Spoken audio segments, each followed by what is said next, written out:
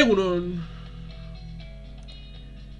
Les aventures extraordinaires d'Adèle Blanc-Sec. Las aventuras extraordinarias de Adèle Blanc-Sec, o las momias del faraón en Hispanoamérica. Adèle y el misterio de la momia en España.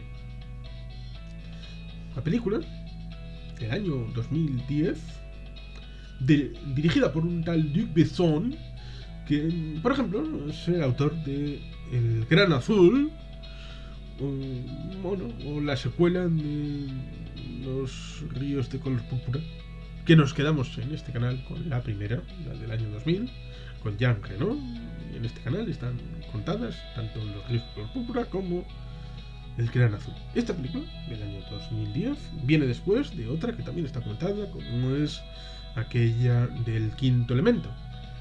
Películas, digamos que de corte, de ciencia ficción, un poco fantasía, aventuras, en este caso, fantasía-aventuras. En principio francesa, vuelta a los orígenes. Se estrenó el 9 de abril de 2010 en el Bruxelles International Fantastic Film Festival. Es curioso, en Bruselas. Una historia urdida en base a un guión, pero basado en una serie de cómics de un autor francés. Se ve que estas historias, en principio, personajes recurrentes, sucesión de incidentes inverosímiles en la década de los 10, en París, por supuesto. Los cómics son de un tal Jacques Tardy, cómics con los mismos nombres, con el tema de la Adèle Blanc-Sec, que en principio es una escritora de éxito, pero luego tiene un admirador. Ese admirador, está vinculado con un profesor que tiene al inicio de la película relación con unos pterodáctilos que están haciendo un huevo. Es una historia maravillosa de hace 136 millones de años, en la galería de paleontología y anatomía comparada. Digamos que luego está el tema de las momias, porque Francia, a través de Napoleón, a finales del siglo XVIII, hace la misión aquella al país de los faraones, la misión con Champollion, que está vinculado, Champollion, con la piedra Rosetta, aquella en 3 lenguas, en egipcio,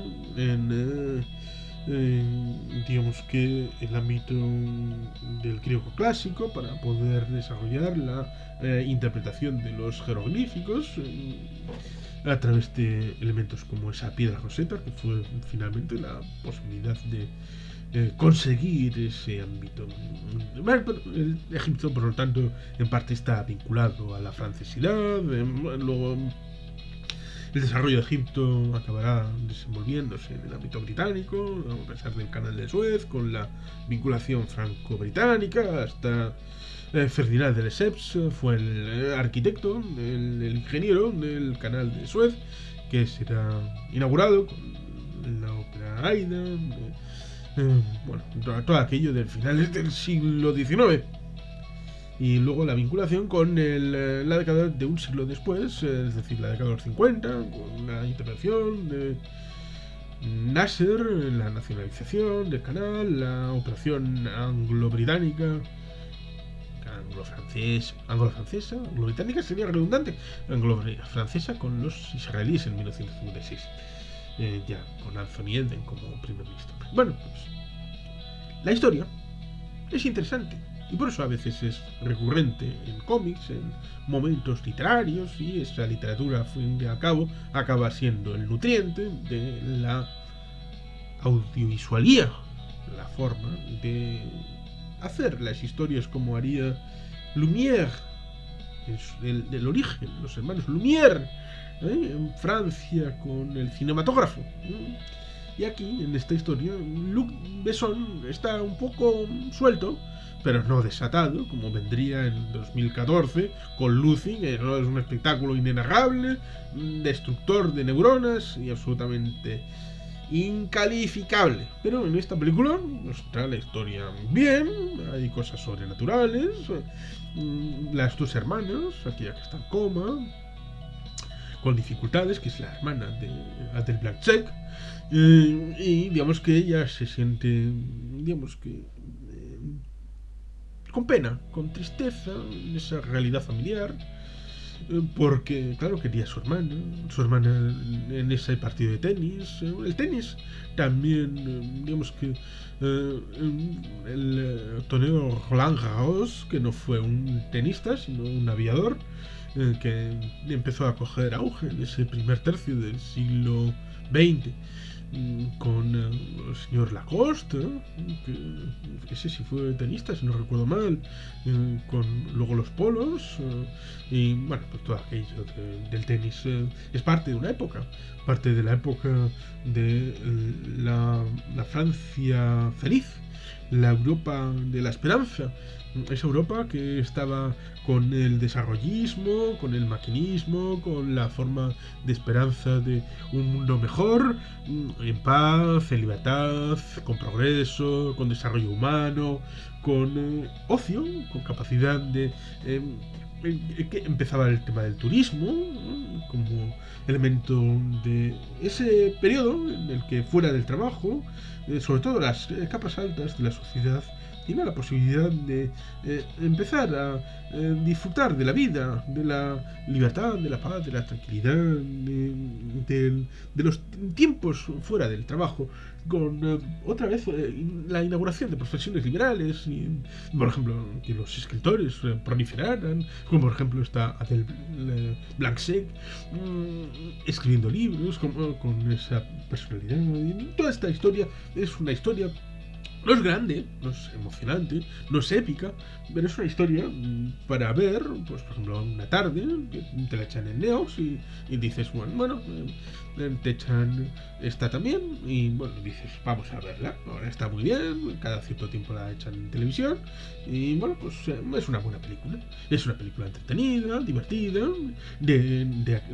fundamentalmente tenemos la memoria de los felices años 20, pero esto es antes de la Primera Guerra Mundial, en la década de los 10, sobre todo los primeros años 10, antes de que, por ejemplo, en agosto del año 14, la gran parte de los parisinos estaba con la idea de irse a la zona de Marsella, la zona de Toulon, la zona de la Riviera francesa, en vacaciones, pero se encontraron con la realidad es que estalló la guerra, y la guerra impidió la salida, y hasta cierto punto llegaron a estar rodeados de los alemanes y con la posibilidad de haber sido atacados. Ahí es donde entra la épica de los taxis que van al frente para la defensa de París, la mítica épica de los taxis en agosto del 14, pero eso sería después y no está en esta película. Pero el espíritu, sí, el espíritu de esa Francia libre, de esa Francia feliz, de esa Francia de desarrollo, de esa Francia que inicia el siglo XX con esperanza de que sea un siglo distinto,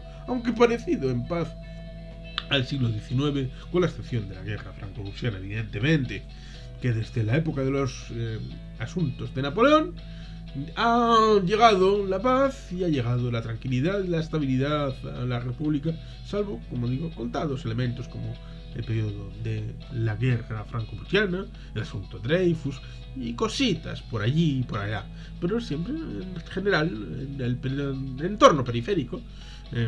La conquista de Indochina, con el apoyo del pacto de familia, aunque ya no haya reyes en el ámbito español, con los franceses, o la lucha por Argelia en el primer tercio del siglo XIX, digamos que cosas para reivindicar la grandeur francesa respecto a la importación y exportación de los principios revolucionarios como coartada del imperialismo francés.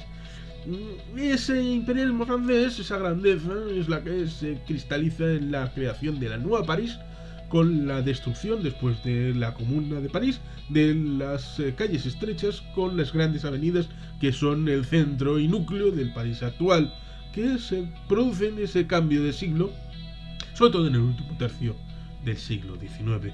Ese París que es el fresco que se establece como trasfondo de esta película, y por lo tanto esa aproximación a ese París también se puede establecer desde los mimbres de esta producción.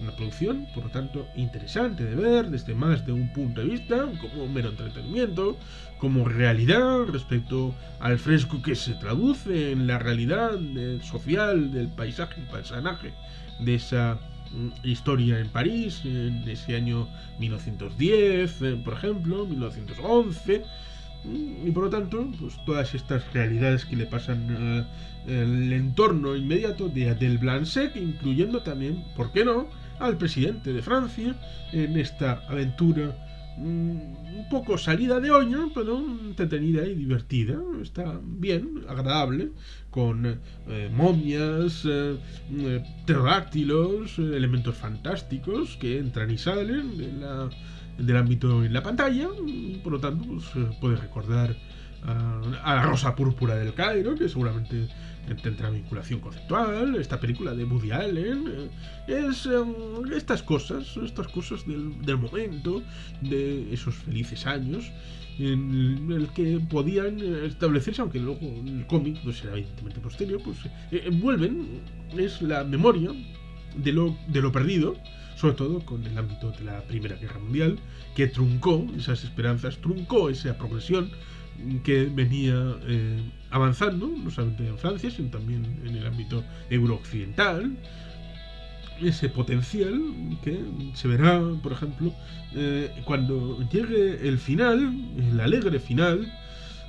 Digamos que tras hablar con el faraón, este accede a que su médico use allí sus técnicas antiguas para curar a Ágata, la cual se repone de su enfermedad, y entonces el faraón decide que quiere ir a ver París, por lo que toda la corte se pasa la noche de turismo, asustando una vez más al siempre desafortunado Choupart, que aparecerá al inicio de la película. Porque la película, bueno, incorpora personajes y acontecimientos de varios álbumes de cómic, en particular el primero, Adèle y la Bestia, publicado por primera vez en 1976, y el cuarto, Mummy-Son Parade, publicado en 1978, es decir, una obra de los años 70, dentro de esta trama urdida por Besson, que tiene lugar principalmente en París, en Francia, alrededor de esos años de 1910, 11, 12. Adèle decide al final tomarse unas vacaciones para relajarse, y la escena final la muestra subiendo a un transatlántico siendo molestada por unos niños bulliciosos. Entonces aparece el profesor Dieulevut viendo cómo zarpa la nave, cuyo nombre es revelado más bien. Saben que el barco es Oui Monsieur, c'est le Titanic, el Titanic. ¿Daba para más? Yo no creo, no sé, no tengo constancia de que haya más películas con esta Adèle, que haya habido más propuestas. ¿Habría sido interesante verlo? Sí. ¿Daba para verlo? Bueno, pues tuvo un presupuesto de 25 millones de euros y una recaudación de unos 34 millones. ¿Es suficiente? Probablemente no. ¿Tuvo beneficios? Yo creo que no. ¿Es una película disfrutable? Sí. ¿Daba para más historias? Probablemente sí, dado que fundamentalmente han cogido el primer y cuarto libro de cómics, con lo cual el segundo y tercero, y si hay alguno más después del cuarto, pues seguro que ameritaría haberlo incorporado a una segunda parte. ¿Se hizo? ¿No se hizo? No tengo constancia. Siempre veo en televisión la misma película, esta película del 2010, con lo cual supongo que no hay segunda parte. Sí, ¿no? Díganmelo y iré a verla. Encantado. Es un equilibrio. Este Luc Besson, evidentemente con música de Eric Serra, como por ejemplo también en El Quinto Elemento, en El Gran Azul. Parece que la comparación entre Eric Serra y Luc Besson es un clásico, casi como por ejemplo John Williams y Steven Spielberg, salvando las distancias, entiéndase. Pues esta propuesta está más o menos equilibrada, está algo contenido, Luc Besson, y se deja ver. No es una de sus grandes producciones, pero digamos que es una película que se deja ver, no como digo, la de Los ríos de color púrpura 2 o Lucy, que son dos películas que digamos que son bastante olvidables en la filmografía de Luc Besson. Son estas circunstancias las que me llevan a recomendar esta película. Esta las extraordinarias aventuras de Adèle Blanc-Sec, o Las momias del faraón, o Adèle y el misterio de la momia. Es una película disfrutable, entretenida, se deja ver, luego no deja mucho pozo hasta que la vuelves a ver. Y entonces, sí, esta película, que me lo pasé bien viéndola, pero en el terreno desaparece de la memoria y de la mente. Por algo será, y por algo es. Y sin más, eskerrik asko, agur berobat, beti gelpean.